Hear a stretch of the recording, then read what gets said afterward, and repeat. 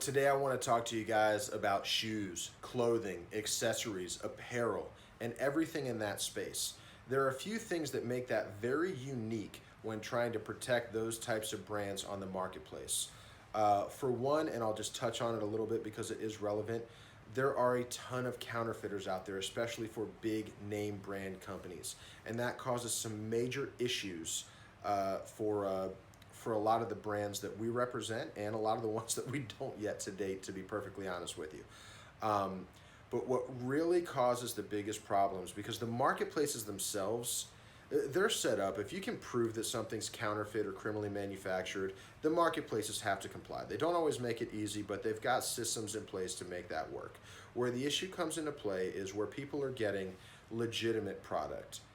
It doesn't matter how they got it. They could have stolen it. They could have bought it from your distributor. It does not matter at this point.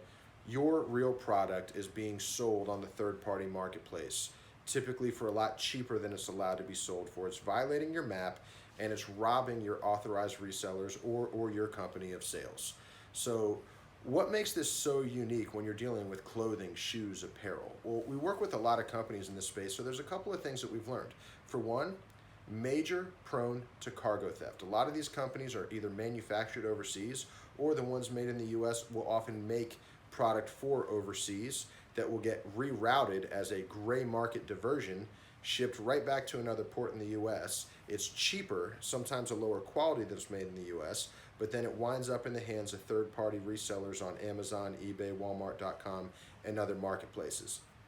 In addition to that, clothing, shoes, all this, they have tons of what's called parent and child Asons. And what that means is for every shirt, you've got multiple colors, multiple sizes, male and female genders, and all these wind up being child Asons or sub SKUs to each of those products.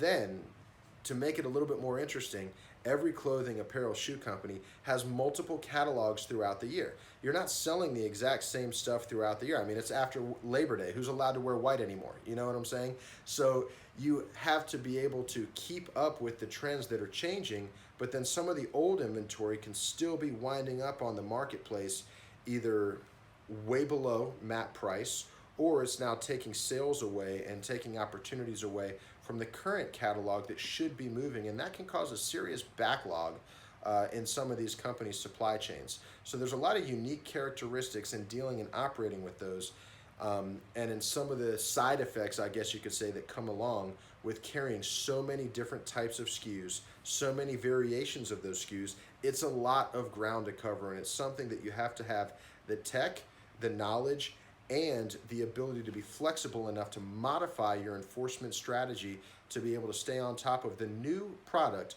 prioritize it first without letting go of the previous catalogs that could cause some serious obstructions in the sales or in the pricing of the existing ones. I hope this has been really helpful to you guys.